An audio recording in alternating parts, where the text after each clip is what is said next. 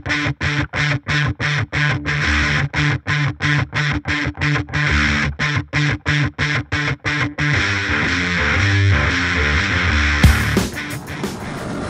up, YouTube? So today I'm working on this train package rooftop, 10-ton little guy, and had an issue with the other day when I was here changing all the filters and everything here.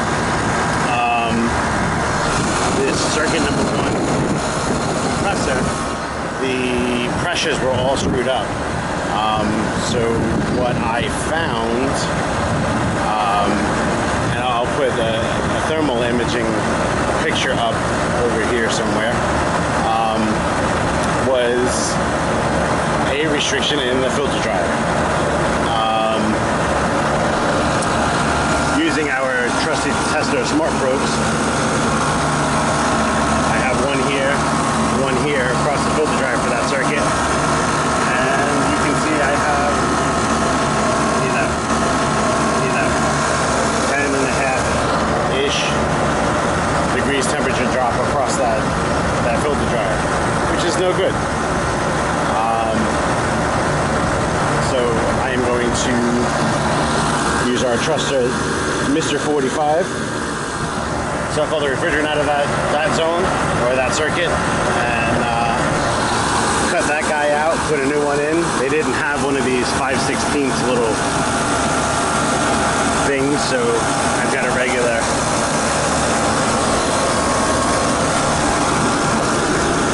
C163S to 3/8. It's good up to whatever, how many tons? 3 or 5 tons. And I'll pop him in here and I'll just adapt to the lines there and there. So I'm going to start pumping. I'll show you guys that in a minute. Alright guys, I know it's a little late, but right now I have the Mr. 45.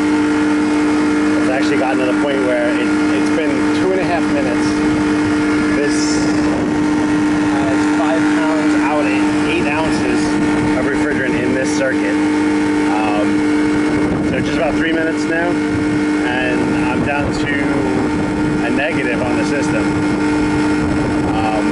So I've recovered my refrigerant in here. Now that's a full charge for that circuit. I don't know if anything has leaked. I don't know. I didn't weigh this just yet. What I'm going to do is, since we have an issue with the filter dryer itself, I'm not going to reuse this refrigerant. I'm going to put in, 5 pounds to 8 ounces of virgin refrigerant and take it from there. So, gotta say, I'm loving this Mr. 45. Super light to get it up on this roof too. So, not that tall of a roof, but it definitely comes in handy, the fact that it's lighter. So I'm gonna finish letting this pump itself down and move on to the next thing. Alright guys, sorry if there's any wind noise, but we have our filter dryer going in here, arrow going up, because that's the way the refrigerant's flowing. I am not going to use nitro while I put this in because I'm gonna stay bright it. So I've cleaned up all the fittings. I've used a very minimal amount of flux, the Stay Clean Flux, which works great with the Stay Bright. You don't need a ton of it, very, very, very little. Now a lot of guys say that they don't like it because the solder tends, they tend to see it want to travel, into the line and whatnot. And the issue that you usually have at that point is you're running it too hot. So right now I use just a MAP gas with a turbo torch. I do regulate it down quite a bit, so I'll show you that in a second, and we'll get this started. So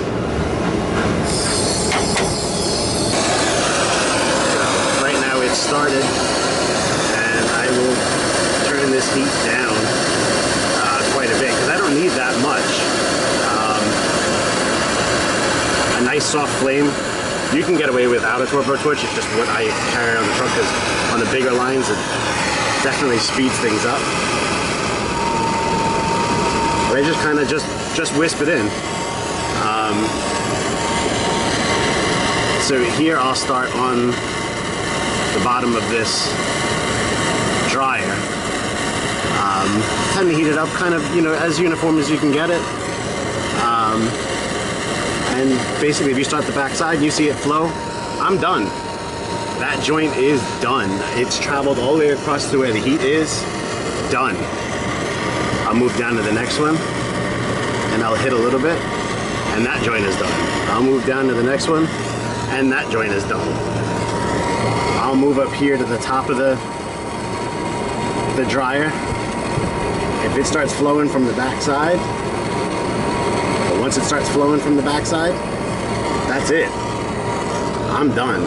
Sometimes I'll wipe from the back side just to make sure there's enough. But guys, we are in. I mean, it is nice and solid all the way around.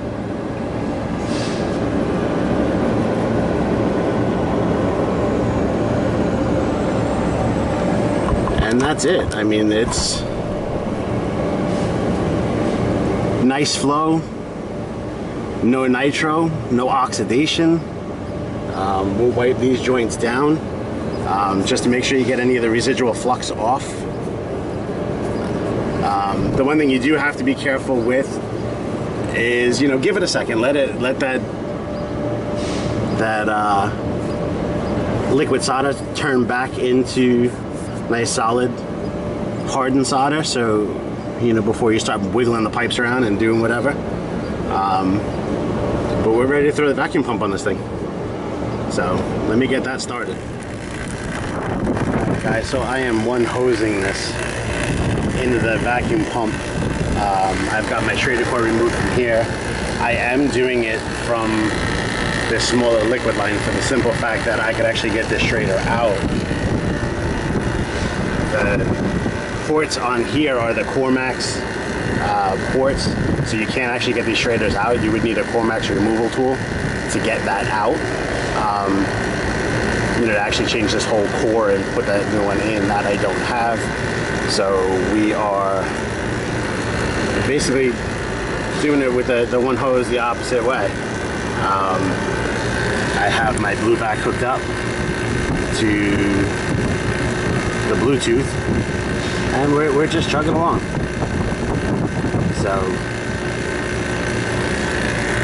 it's nice. This one's upside down. Well, now it's right side up for you guys, but it's upside down for me. So yeah, I just show you the blue back up. So I'm just gonna let it do its thing for a while and get this system taken care of, and we'll see how everything plays out after we're done. Alright guys, so it's been a couple of days since I changed that dryer. I lost the last clip. I don't know what happened. I don't know if I didn't hit record on the camera or what, but in any case, I did not get the outcome.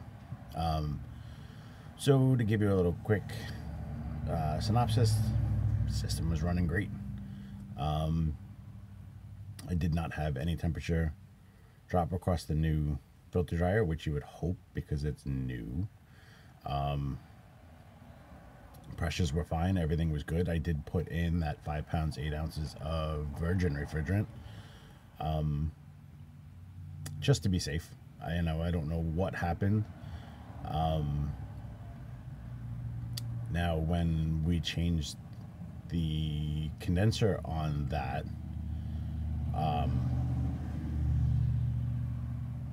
back, I don't know, I guess it's about 2 years now, almost 3.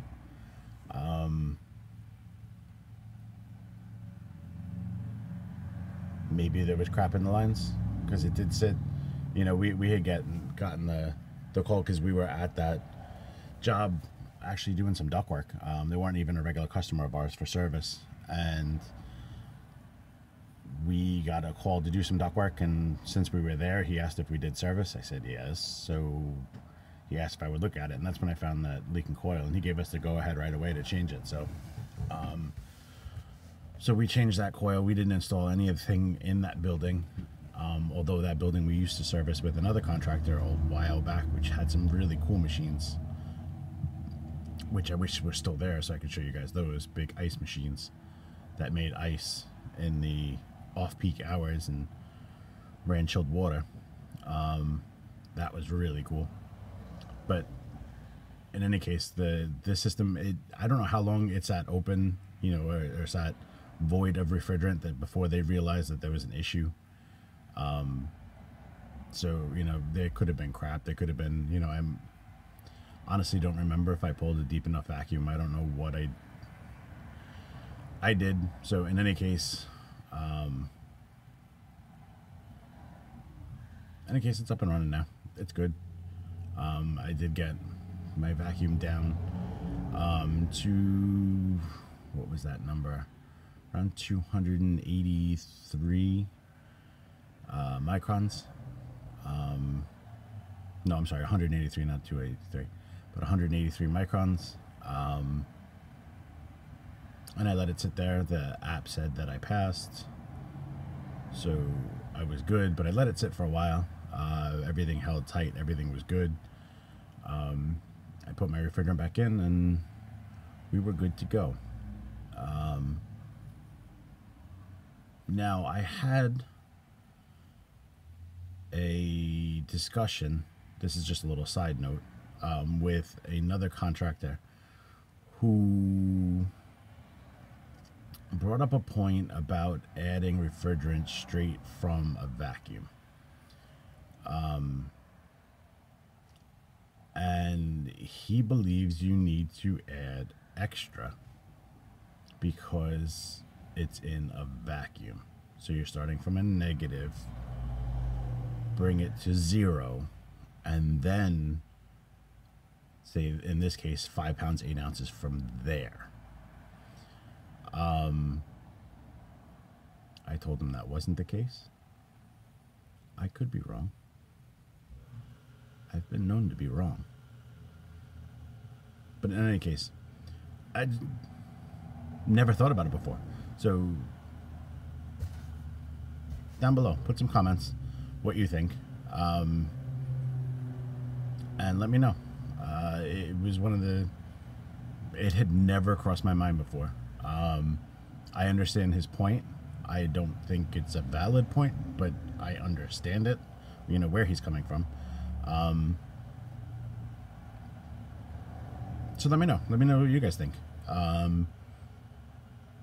And, you know, maybe we'll get a little bit of discussion going, you know, what you guys think. Is he right? Is he wrong? Does it really matter? Is it that much? I don't think it's that much. No, I don't think it's that much. So anyway,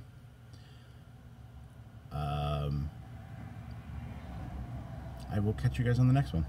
All right. Thanks for watching.